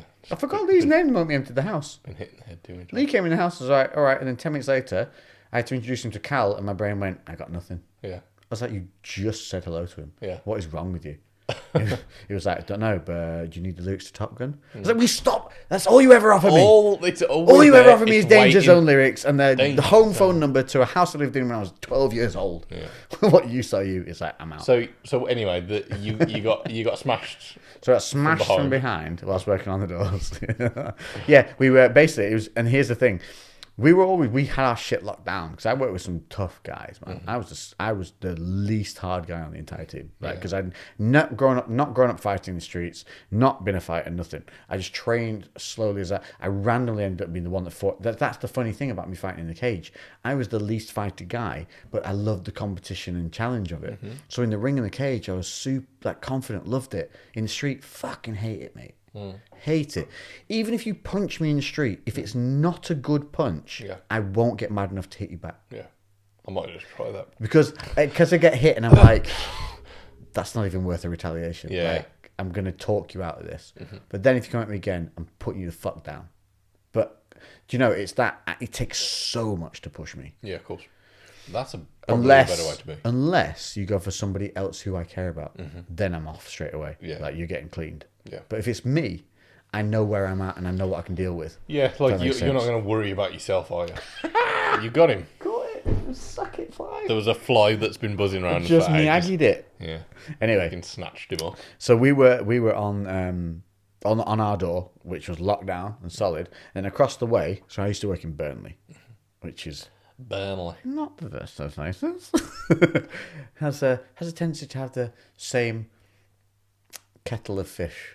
The same sister as mother. They have the same kettle of fish that rotate every weekend, so feuds develop. Yeah, but not just between us and them, but between people in the town altogether. Yeah. And it's just there's a constant barrage of buff. Anyway, it kicked off it kicked off badly in the bar across the road from us, and so there's 3 of us on our door, and it kicked off. There were like 2 or 3 of them on their door, but there were like 10 of the other guys. Yeah. So we were like, guess we're getting involved. Yeah. Ran across. Got some good clinch Thai knees in there, which is the funniest thing you can ever do in a fight, by the way. If you go into a fight, close the distance on someone and grip them around the neck and then start whapping knees into them, often all you hear is the other bloke just going, what are you doing? As you land a gut-wrenching hoodoosh knee. I remember the first time I'd been to Thai, and I'd been there a fair while, and I was getting pretty decent at it. And I remember the first time I used it in a fight, and the moment you pull their head down and just knee them in the fucking... The reaction is they're so taken aback by it. They do... Their whole fight leaves their body. Yeah. Everything leaves their body. You can just... Then you like whip them off and push them away, and they like do not want anything more to do with you. Yeah. Anyway, so I got a good few knees in, and then we kind of cleared them out the door, and I remember we cleared them out, and there was a circle of them, about fucking 10 to 15 of the fuckers. And I was looking this way, and then all of a sudden, I was looking up. So I don't think I went out. I just got put down real fast. Yeah. And what the guy had done is he'd run from behind and full clubber langed me around the front of the face, right? And it can't have been a knockout because I was like, boom, oh, the world span real fast then. Oh, it's the floor, get up. And I was straight up. So I must have gone down and bounced back up like a Bobo doll. Yeah. Like, ding, bink. Because I remember when I jumped back up, I looked around and I comic bookly went, who hit me? And by this time, they'd shifted back like 10 feet. Yeah. Bearing in mind, the boys were with me as well. So the moment someone clumped me, they straight were by my side. Yeah. So they backed the fuck up, those fellas did. And I was straight up, who hit me? And none of them would admit it. I remember looking around like, who hit me? And it was hilarious. I remember it to this day. It still makes me laugh. Yeah. And I was like, and I remember I said something like, well, fuck, you hit me from behind and still can't knock me out. Yeah. Like, you pussies. Yeah. Pussies. And, so I don't think I've been dropped, but not knocked out. Yeah. Yeah. So, yeah. Do you want to know the person who rocked me the most? Have a guess who's... Do I know them? No, you won't know. So how would I guess? Yeah, but That's an unfair challenge. Yeah, but you will... When I say it, then you're like, all right, okay. Who rocked you the most? I'm going to say you were taken off guard by an ex-girlfriend. No? My dad. I was going to say that! Damn it, but I thought it'd be too personal. No. I promised with everything I was going to say. Yeah, it was my dad. So, like... So, to give some reference, like... Yeah, you probably should. My phone's died. You keep going, I'm going to spin this thing. Yeah. So, he was in the army, and he started boxing in the army, and then moved into, like, all kinds of MMA. Before it was actually MMA, it was just, like, cage fighting at that point. So, he'd always fought. And then, from an early age, I got into fighting, formally and informally. And just because I used to help him out at work when I was like... Sorry if I bashed the microphone then. It's all right. Yeah, I used to help him out at work when I was a young kid. And then sometimes when we'd finish up in the warehouse, we'd put the gloves on and we'd spar. But your dad? Yeah, and I was like, probably 7 stone, and he was 16 stone, and had been training his whole life. So, and obviously he wasn't like going all out, and normally you just do real dirty tactics, just try and strengthen me up, and he'd just fucking hang off me and try and tire me out. He wouldn't do too much. And like, I've always had good hands and a good chin. So I was like getting a bit more confident after boxing for a good few years. and like, right, I'm gonna fucking lay him. I'm gonna lay into him. And I caught him a good few times, and he was like, "You hit me with one of them again, and I'll make it hurt." And I was like, "Yeah, okay, let's see what we got." And then so I fucking gave him another real good one, and then he gave me a good one back. And like, I definitely hurt him. But Yeah. I hurt him as much as like a 13-year-old kid can hurt their like big dad who's been punched in the face countless times. Was he letting you hit him in the face? No. So this was still sparring. Like it was like touch sparring, but they ramp up, don't they? Touch sparring. Of course they do. And like I was fast. I had good movement, and I could also take a hit. So like it was sparring, touch sparring. But yeah, I was just gradually pushing the power. Yeah. Because you get that confidence, don't you? You start to ding off. In my sparring as well. Like this was when I was sparring against people in my kind of or similar weight categories and similar ages. Like I was never the fastest, but I could take a punch and I could give a punch. So I would always kind of outperform people by just hitting harder. I'd knock people about that were technically better than me, but because they couldn't hurt me and I could hurt them, that was my advantage. So I kind of tried to do that with my dad, who was a hell of a lot bigger. And yeah, he didn't even give it much, but he fucking had my legs like jelly, and then immediately clinched me and just was like fucking pulling down on me, and I was like just like barely with it.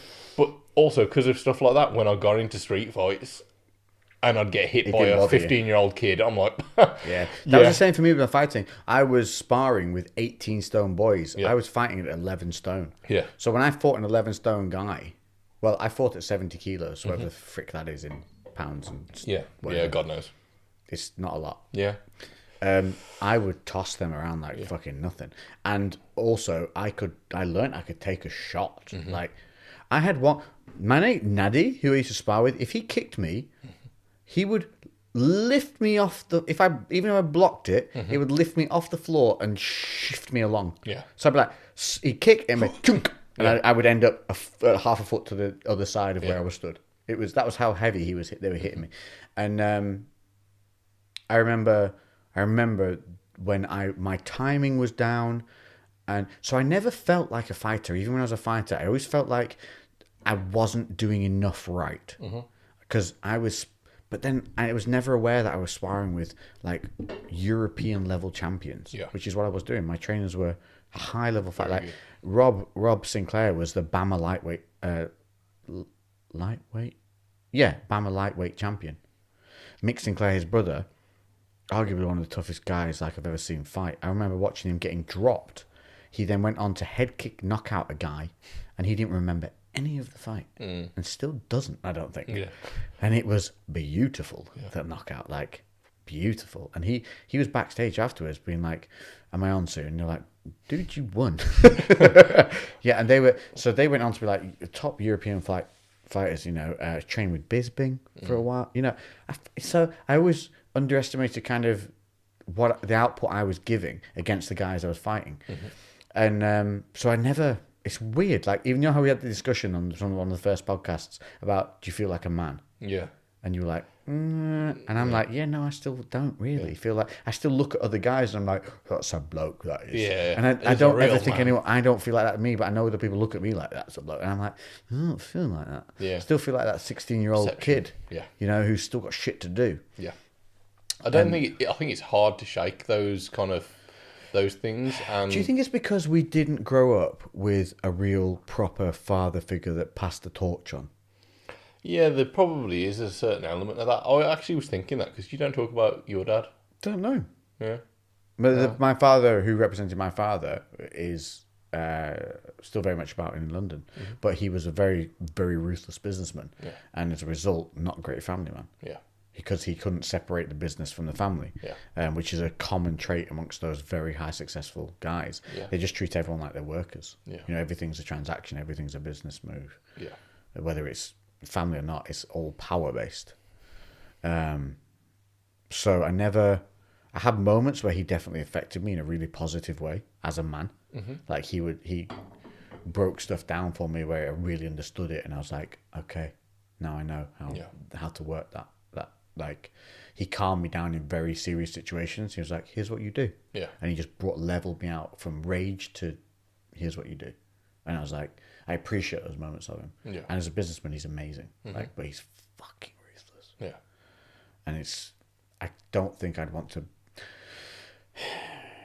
Would I want to be? I don't think I want to be that guy. I think I'm a little bit that guy. Like, after going through what I've gone through with the divorce and everything, I am definitely withdrawn. Yeah. I'm very reluctant to go back that deep. Yeah. Because I just think, what's the point? Yeah. What's the point?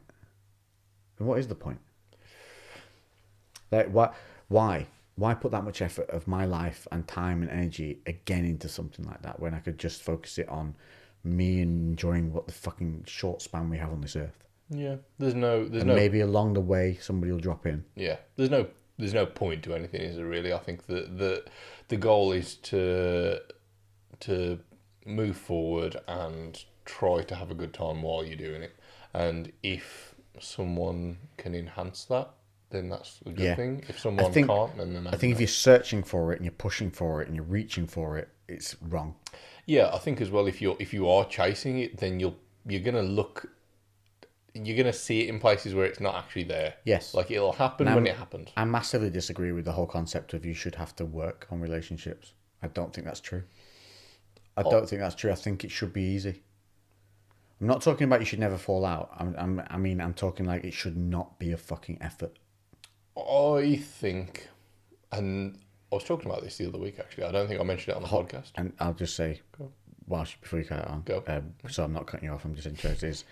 And in the terms of the way I am as a human being, I think maybe I'm incompatible for that long-termness because that's how I think.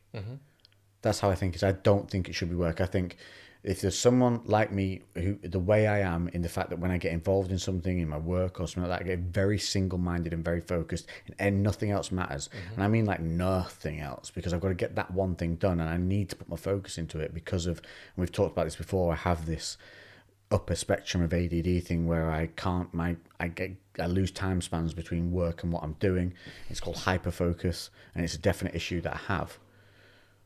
And I think if you can't understand that and just sit back and realize it's nothing personal and that maybe I'm going to disconnect from you for a couple of days at a time, then why put up with somebody that can't handle that fact about me that I cannot change? It's not a conscious thing that I do that. It's literally the way my brain works. Yeah, I do that, and I've been doing that for probably the best part of the 12 years that me and Emma have been together. So that works. That's what I mean. There are some people that will, and it's because Emma's very similar.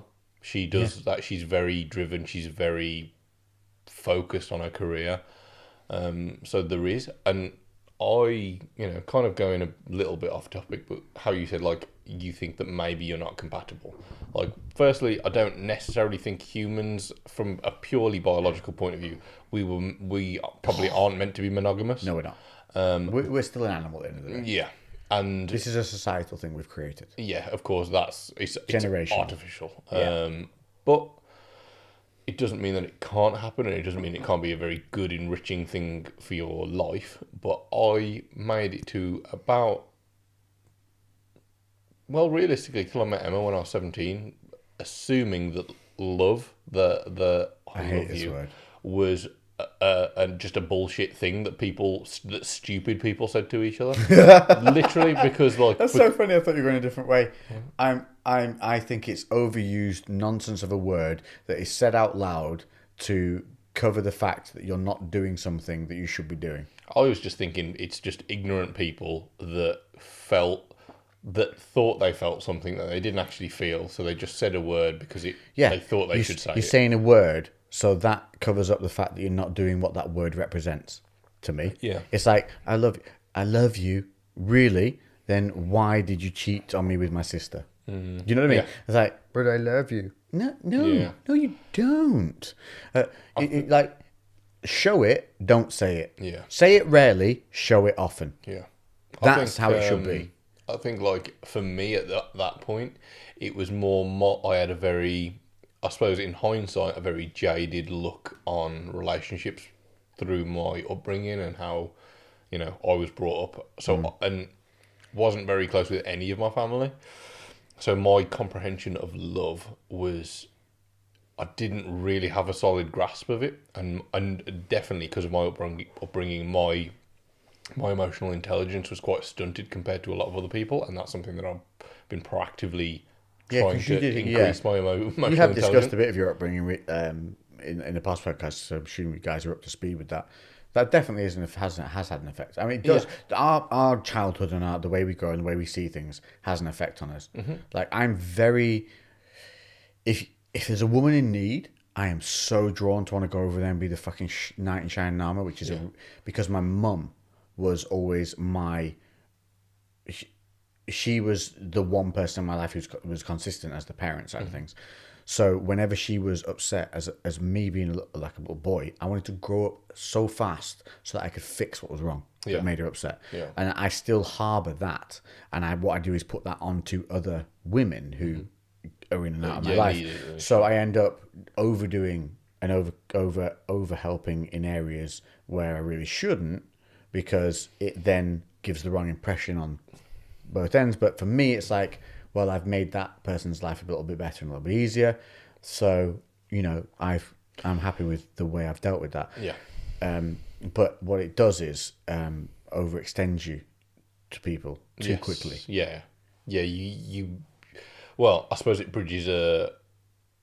it closes a gap which normally happens in a relationship early on. And it's that relationship of, oh, I don't need you, you don't need me, but it's just fun to be together. But then that gap closes really quick. When you become something of a stability figure or an aid. I don't know. Yeah. Not but even then, wrong words, but you know what we're saying. Yeah, but also, and again, obviously, me and Emma have been together 12 years, and there's still a hell of a lot more years potentially ahead.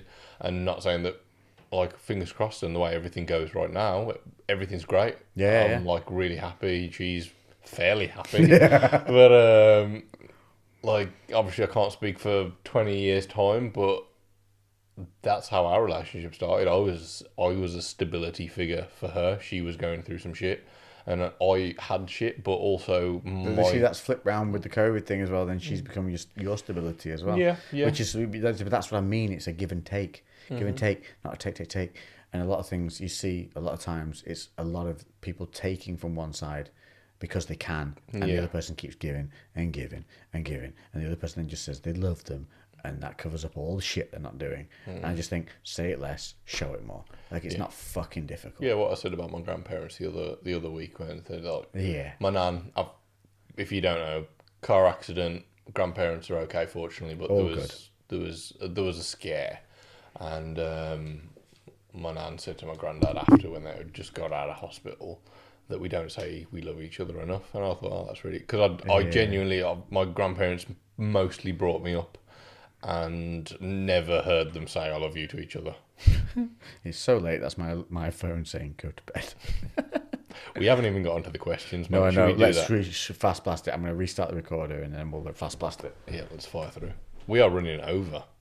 Yeah, we are. Everyone's getting extra long ones. Extra long ones again, like last week we did an extra long one as well. I quite like it. Yeah. Dude, I could sit here for 3 hours. Man, I love these conversations. Yeah. Let us know if you enjoyed these. If you like them longer, we'll do them longer. Yeah. We just start earlier. Yeah, literally just start earlier. We've got, like, when I'm available to. Right, Mr. Lewis. Come on then, motherfucker, let's go. When I say fucking quick fire, right?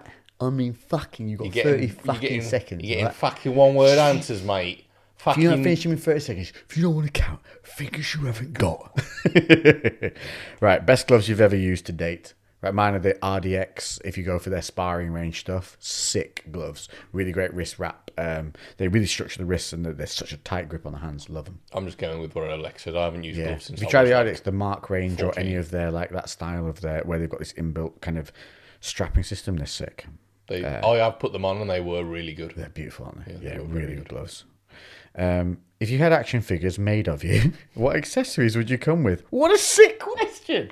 Who's that from? Brick Green, legend. I know what I'm getting. I'm getting a bandana, nunchucks, and a throwing stars. Really, nunchucks? Yes, I can do that. Oh, sorry. I'm going to get some... You know what, Tyler, you know, the wrestler? Yeah. He's got some nunchucks Yeah. and he was doing like a load of shit with his nunchucks. I need to get on to Tyler about doing WWE episodes. We will sort it. Go, motherfucker, go! What accessories would I come with if I was an action figure? A butt plug. Why? I don't know. Why? Why is that your immediate one? A beard trimmer. Fuck, I would have A bobble. Yeah, so a bobble. Oh, I definitely come with what do you call these? It's not a bobble, is it? I don't know. Scrunchie. So I would have a scrunchie, a sick knife. I'd definitely be in a stringer. Scrunchie, sick knife, stringer. Motorbike helmet.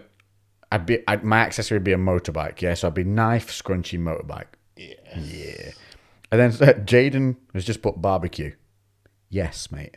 Yeah, definitely. We love a barbecue. Actually, yeah, put one on. Invite us. We're down. I'm turning Best up to your 125cc bike for a new rider. Oh, dude, have a look if you want. Like this, they do some. This is called Something Light, and they do these really sick chopper versions. And I think for 125s, they look dope. If you want other than that, Yamaha do amazing ones, but they're not cheap. I was looking at some like KTM stuff, but I don't know whether it's KTM. Very overpriced. Oh, really? Yeah. Good though. I've spotted a few that look I really think nice. only from the 300s are they worth the money. Okay. The 300 is worth the money because it's quick. Yeah. Don't listen to me because I know nothing about bikes. Yeah, your Yamaha do the best 125 if you want to spend some money. I'm pretty sure, unless you want to get. I think they're called something like a something light. Something light they're called. They are a Chinese bike, but they look sick. Just when you get them, put some new tires on it straight away because they're shit. The ones that they come with, but they look great. Could you date an identical or doppelganger of each other? Would they be male or female though? I suppose if they're a doppelganger by definition, then they're the same. If it's a female version of me, but it's not me genetically, fuck yeah. Especially with the same mentality. Yeah. Well, by doppelganger, then they'd have to be male. Doppelganger, it's male, so no. So why would we do that? We just date each other, which we already are doing. We're going to do that anyway. If you hadn't picked we need it to up. put it through past Emma, like, can you see me? No sex relations, just all the rest of the relationship bits. We still get to nap together, but there's no sexual stuff. And you can nip back to her for a bit of the boom boom. And then we have the barbecues and the rum. That's pretty much all I need in a relationship. That's all I Barbecues and need, rum. mate. Barbecues and rum. I've been meaning to ask, but I don't want to be intrusive. Did I'm a previous person? But listen, dudes, guys, I'm single. So there you go. Next question. You need every single post that you put up. I get this just in every the corner, time. In the corner Yes, of every I'm post, single. I'm single. Yes, I'm single. Right. Yeah. I am single. Or just in your bio. If anybody wants to take it up on their own behalf to write on every post I put up on Instagram Yes, or whatever, that's a single. just write underneath in the comment section. Yes, people, he's single. The top Save link, me the top link in your questions. bio needs to be your Tinder. We did my Tinder picture of the week on the Insta stories. It was hilarious. Right. Is there one unit for bike helmet, music, and comms you need, or do you need 2 units? What's the best? The best unit you can get for motorbike comms, and it costs a fair bit of money, but you'll be able to use it for years, and it will hands down give you the best experience, is the Cardo Pack Talk. Cardo Pack Talk. Do not buy the Senna. Senna were good years ago, but they have not progressed. The Cardo one is sick. The technology in it that is sound cancelling is dope. If someone calls you on your bike and you answer it, they'll think you're in your fucking office. They have no idea. It's dope. And you can talk for up to 8 riders, and they create their own mesh network that's self-healing, and the more riders you have, the longer distance it works, and you can literally talk between each other fucking miles. It's genius. Wow. It's worth the money. And honestly, if you go on Amazon, you can find them where they're not brand new. They've got like damaged packaging and shit, and they're like 120 to 150 pounds, and they are so worth it. Cardo Pack Talk. Don't get the slim one though. It's got a issue with the charging socket area. Get the other one. Pack Talk Bold. What cartoon would you most like to live in? What a sick question. These are some good ones, dude.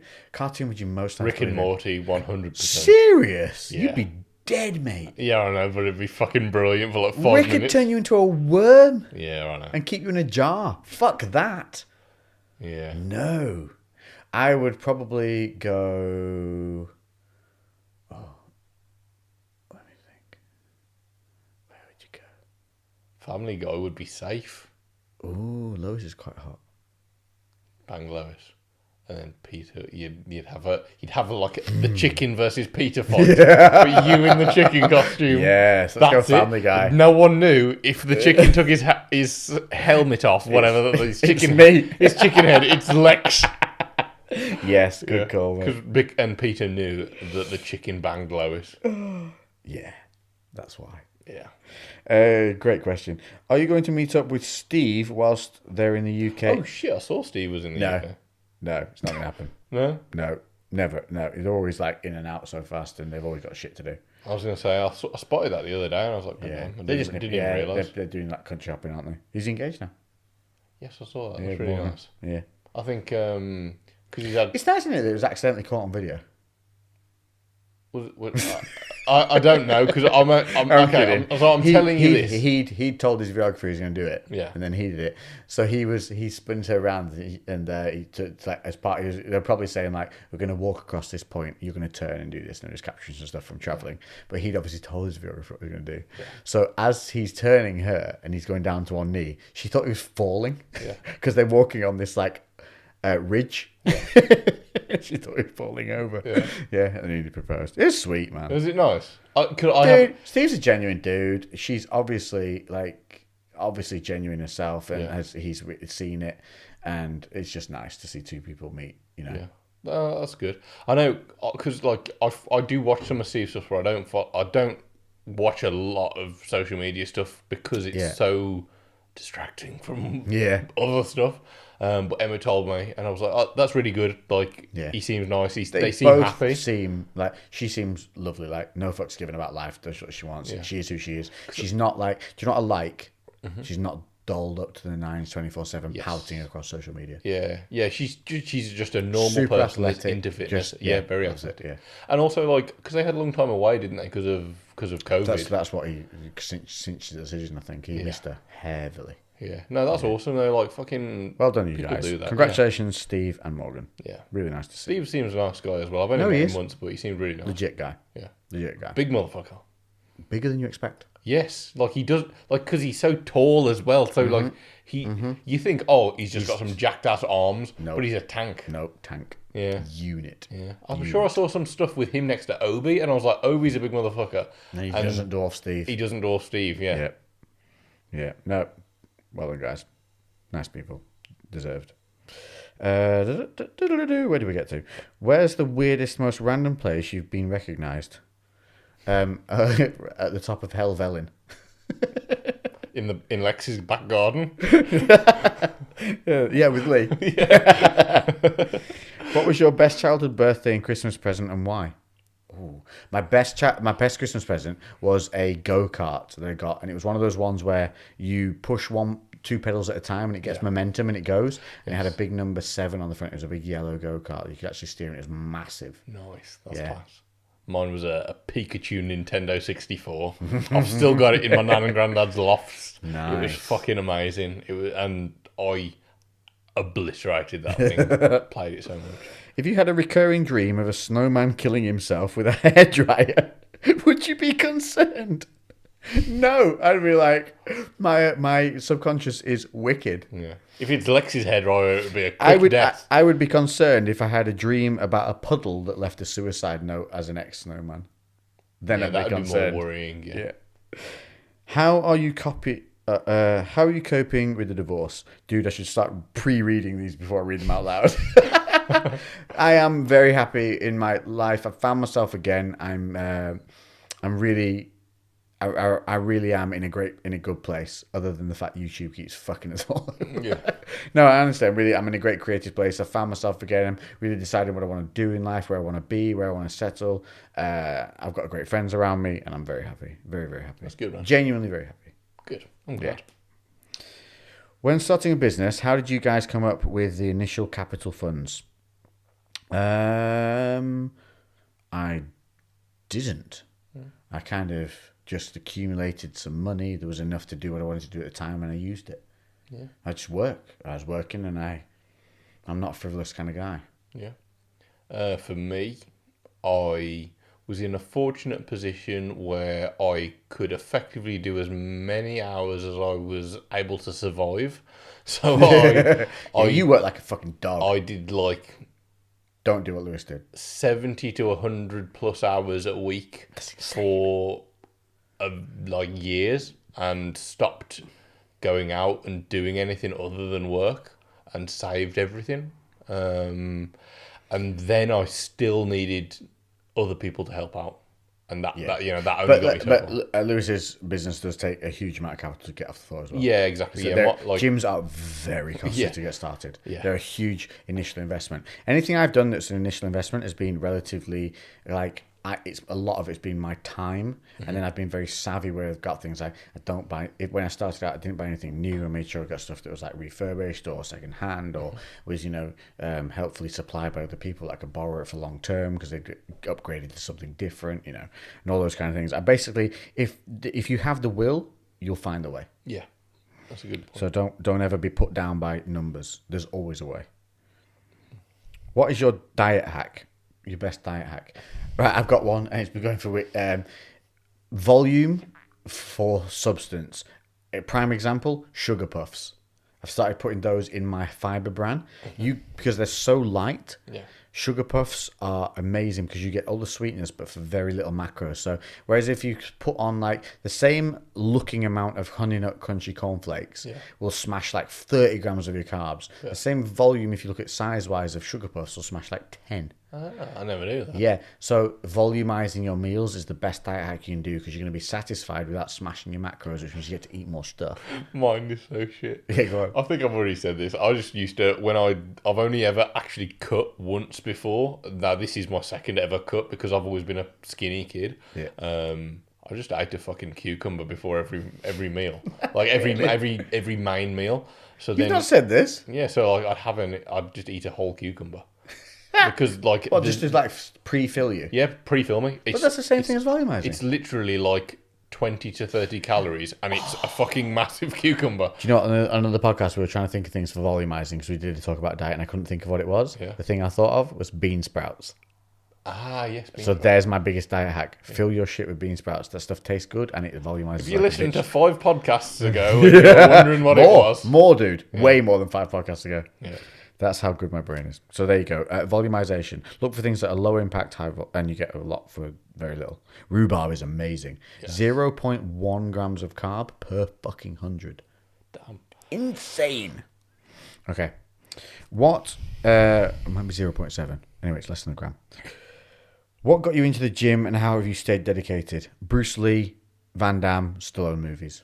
Yeah, kind of the same. Maybe not Van Damme as much. Probably Schwarzenegger, Stallone. Pretty much we watched movies where we looked at a bloke and what that's how a bloke should look, and then how'd you get like that? Gym. Cool. Yeah. He-Man, Thundercats. Yep. 100%. That's what did it. 100%. Is there size guide or a way of picking the right size boxing glove? Mine are a bit too snug. No. Gloves are generally a generic sizing. So if they're a bit snug, hit the bag harder, loosen them up. Stuff them with your t-shirts, or what you can do is actually no, don't do that. Well, I was going to say you could put water in a Ziploc bag and put them in the glove and then put them in the freezer, and that'll help stretch them out if you just put it in the thing is as well, a lot of gloves, like good quality gloves, are going to be leather. And they're going to be tight to start with. They're going to loosen up over time. Mm-hmm. Like that's the great part about leather, because it was a living thing. Yeah, it will mold to you. Yeah, no, they will loosen up, mate. Just keep smashing away in them. What is your dream bike? Oh, I think we've had this question. I don't really have one. There's so many bikes I love. I don't have a singular bike that I really lust after. Mm. If I was going to have something, it would be something crazily retro that's rare, I guess. I almost got a photo with this guy. I was in Stourbridge Town, and he's got to have been 70 on this old ass. I don't know what it was, but it was an old ass bike, and it was polished to shit. Yeah, I love it. Looked amazing. It was in his full leathers, white hair, and I was going to send him a photo of this is you in 45 years. Yeah. But I know, he was. And he looked like a cool motherfucker, even though he was 80. I met a guy like that in Stourbridge. Yeah. No, not Stourbridge. Ironbridge. I was going to say, was it the same guy? Stourbridge. Yeah, in Ironbridge. And he was riding a British-made bike. I can't remember what they're called. They're 3 letters. Fuck, I can't remember what they're called. Beautiful bikes as well. And I remember talking about it, and he just went an open face helmet, big white beard, and he was just chatting I had the Harley there, and he was just chatting. He was a lovely bloke. Yeah. And I was just like, you are what I want to be when I'm a granddad. Yeah. Ba-da-ba-ba-da-boo. Where are we at with Diet Hack? Goes with our dream bike. I have so many questions. Cool. You should have written them down. Advice for someone starting a business. Well, we've gone through that in previous podcasts. It's have a plan. Make sure that everything's in place, that you realistically in place. Don't jump the gun and think I'm going to open this and make tens of thousands of pounds out the door. Doesn't fucking happen. Yeah. I would say find other people that do things similar that are outside of your area or not competitive. Speak to them if you can. And also be willing to work for years with no return. Yes, 100%. That's a good one.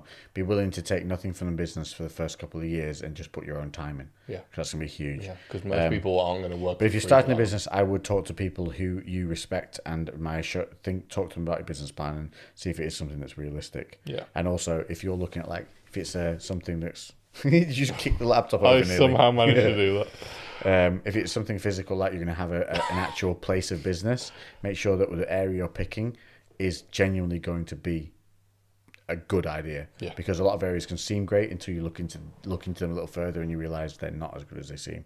It's a huge thing. And as well, rates and all that kind of thing is something to very highly consider. Yeah. Are you planning on getting any more ink? Yes, we're also planning on getting tattooed on the podcast. Yes, we will do this. That is in plan. Have you messaged him? I talked to him about it. He was like, yeah, cool. I'm going to go up and see him and get tattooed and then do it. Sick. So I'm going to go up, ride up and see him, get tattooed on a vlog, and then talk to him about getting him on the podcast to tattoo as well as on the podcast. I'm gonna have to get permission from Emma. She's like she hates me getting more tattoos. Really? I remember I got nice. I got another tattoo. I was getting a tattoo. In that, you can't even see it. I was getting this, but then I got another tattoo at the same time, just by chance, and she got really annoyed because I was like just randomly got a different tattoo. It's because one of the apprentice at the tattoo shop, Molly, she was lovely, and basically she just bought a new tattoo gun, and because she was the apprentice, she didn't have a lot of people booked in, and her one booking with a new gun never showed, and So she was you just so got gutted, and I was like, well, being as you've got it, like, I'm getting my arm done, so you may as well do my hip while I've got another one that I want it. And she just literally just did it, and it was just that she got to try out a tattoo gun. It's cool of you. Yeah, I was like, You did a good thing. yeah, I just thought, fuck it, and then Emma got pissed off at me. It's got a story to it as well, man. Yeah. That's the whole point. Grizzly bear versus 10 naked meth addicts. Who wins? The 10 naked meth addicts. Fuck that. The Grizzly's getting fed. Yeah. The Grizzly's getting fed, bro. Mate, the meth addicts have got power though. The meth addict. Yeah, mate. What? Yeah, but it doesn't take effect from the fact that one side from the Grizzly takes their face clean off. Yeah, but the meth addicts will keep going. At what though? With what? Their teeth, they're just gonna munch down. They're just super like Meth energized. addicts are strong, mate. Meth addicts have got that like. Against the Grizzly bear. No, they're not. Relatively speaking, I reckon that because the meth addicts are gonna fucking go at it like they've got a chance. I love your belief in the meth addicts. But Kids I'm taking do meth. I'm taking the Grizzly bear. Do you have a favourite whiskey? Yes. But it's tough because my favourite whiskey is dependent on where we are. Like if we're sat outside by the fire, I want the Buffalo Trace. It's beautiful. If we're kind of having a night in with the boys and there's some food around, I like the Glenfiddich with the what was it, Black Edition or something it was called? No, it was the Extreme. Yeah. It was their weird edition, limited edition. Yeah, it was like a toffee and something. So favourite for different points, yes, definitely. I'm gonna have to say this, Lex. Day-to-day Jamesons. Yeah. How many questions have we got left? Because I'm gonna wet myself. Okay, no, we're on the last ones. We've got a lot considering he's put this about like an hour ago. KP Peanuts Man. I'm That's wearing not a a really. question. KP Peanuts Man. That's not a question. I don't understand. What is wrong with you, Corey? Come on, bro. Are you just eating KP Peanuts and just sharing it with us? And he's just like KP Peanuts, like he's on a KP Peanut high, and he just wants to share the love. Maybe he's a nutty high. I'm allergic to nuts, so don't do It's that. nutty. And then finally, hey guys, I'm a massive fan and thank you for answering my questions in the past. Well, Jackson, thank you very much. Thank you for asking questions in the past. We appreciate it. And that is the end of this podcast because we've gone way too long. Lee is downstairs on his own. Yep. We've rudely left him for an hour and 48 minutes. And I hope you guys appreciate the fact that he has patiently waited downstairs watching Family Guy. Yep. Which is the cartoon that we would all live in. Have a great week, guys. Very quickly. It's Monday.